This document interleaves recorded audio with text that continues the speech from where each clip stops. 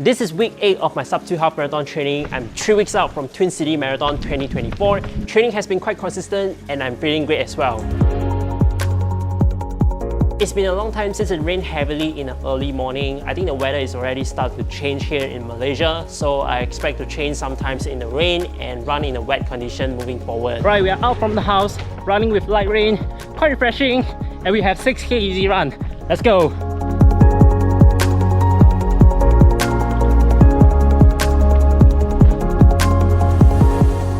Coming off from my peak week, running about 66k last week, it will be the highest weekly volume for my entire training. I initially thought peak week will be very hard and tiring, but this time it was completely opposite for me. I feel like I was doing well, giving a quality effort in my interval session, hitting my target for the workout, even exist for a little bit. Recovery-wise, I was listening to my body, make a few adjustments here and there to make sure my body was fresh when I went out for my training. So I'm very happy with the balance and how everything turns out last week. 6k 7:14, average pace 7:08, average heart rate 1:49. First workout of the week done.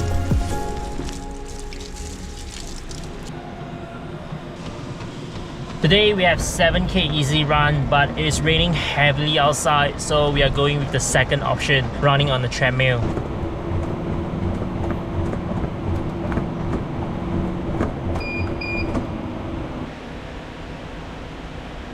I was out from the gym, 7k easy done. It was so hot, I was running against the wall, so the air circulation was not great at all. Sweating like crazy, and my heart rate goes up to 160 in the final K. Treadmill run was so tough, man. It is Wednesday, April 10, and I wish all of my Muslim runners and friends Selamat Hari Raya Aidilfitri, Maaf Zahir dan Batin. I'm going to take a break from running today as I'll be having a gathering dinner with my family in a moment.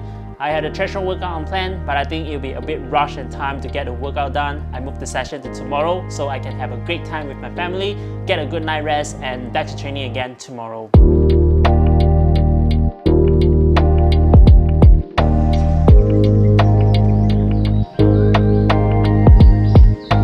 Good morning guys, today we are doing threshold workout 6 times 1k, target around 510 to 520 per k with 90 seconds of rest. Let's go!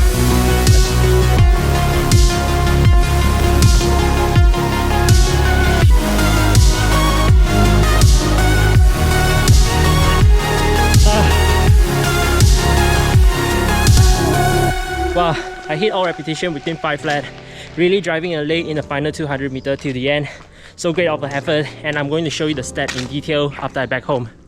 6 reps of 1k repeat at threshold effort, a very strong workout for me. Initially, I just targeted to run around 5:10 per k, and I decided to push the pace up to 5 flat and see whether I can hold on, as I feel my condition was pretty good after getting 1 day of rest. During the run, the effort was in my comfortable heart area, and I think I stayed pretty controlled with handling my pace throughout the workout. I will put the average pace of the workout on the screen. I think it is pretty consistent. I'm happy with the effort, and I was testing my leg in the final reps, trying to run a little faster and finish the workout strong with a nice push. First quality session of the week done. Tomorrow is going to be my recovery day. It is Friday, we are doing an 8k recovery run. Keep it nice and easy. This is a small deload week before a taper. I've been training hard and building up the mileage for about 7 weeks. You'll see a consistent upward graph for my weekly volume. So the plan for now is to deload, taper down, and bring a fresh leg to the start line. My main focus for deload week is to still maintain a nice intensity in my workout while I cut back the total mileage. I had 2 hard sessions this week. Just did one yesterday, one coming out on the weekend. I have my 16k long run tomorrow. So basically the big stuff still remain. I'm cutting off the mileage from the easy stuff and the number of repetitions I do in my hard workout. The idea of deload weight is after a period of build up and training, you give you and body a week or 2 to rest and recover by reduce the training volume and intensity, so you can come back stronger and better later on. I kind of apply the same idea this time, trying to give myself 2 weeks to decrease the volume while maintain certain amount of intensity in my workout and see how it's going to affect my body and the final performance. So yeah, that is what I'm trying to do leading to my race day. Hopes everything goes well and I've done my 8k recovery run.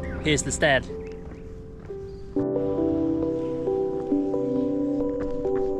Long run of the week, 16k. The plan is to go easy, so I would love to take the opportunity to chat with you some tips about long run. Usually, long run for half marathon range between 13 to 18k, depends on your training. And if this is your first time running half marathon, you should try and include long run in your training. It will be so helpful to get you going. Let's say if you include long run in your training, you're going to know how your body feels, what you need, where is your weaknesses physically and mentally. Once you complete the long run, there are just few kilometers left before the half marathon, so it will be a strong mental and confident booster coming into your event. So a typical half marathon marathon training is range between 10 to 15 weeks, and you don't want to do 16k long run straight away like in your first week of training, because your body is not going to be happy about it. For your long run or any training, you want to take a progressive approach. For me, I started my long run with 10k in the first week of my training and gradually builds up 13k, 14k, 15k, and just doing 16k a few weeks back from my race. For you, you're going to start from 5k, 8k, or whatever distance of time you feel comfortable, not mine, and slowly progress to your longest run in like 2 to 3 weeks before your race. Remember to be patient, give your body time to adapt, and enjoy the process of build up. Second thing you need to know is there are a lot of ways to do your long run, not just running easy. You can actually mix in different intensity in your long run, like the one that I just did a few weeks back. I mixed in half marathon effort in my 16k long run. That was a fun one. It's going to help you to improve your half marathon time as you are letting your body to work on your half marathon pace in your fatigue leg, and give yourself a real-time stimulation on how you will feel in the race, so you can learn to handle,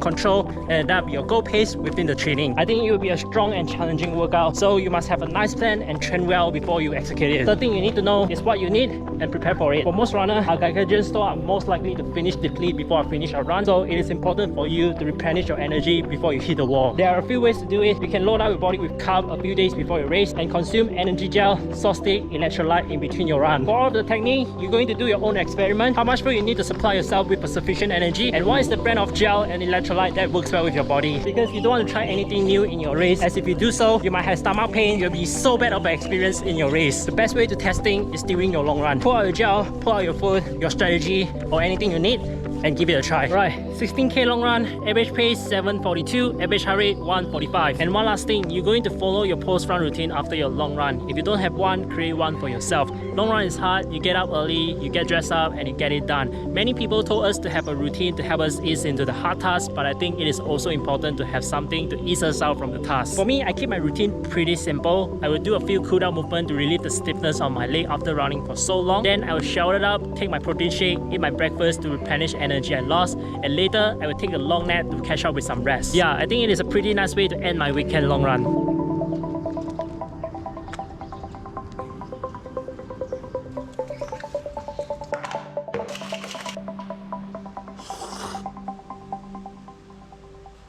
Alright, final day of the training. Procrastinate on the couch waiting for the rain to stop. It finally does, so refreshing. And today I'm going to run 2k, but repeat for 7 times.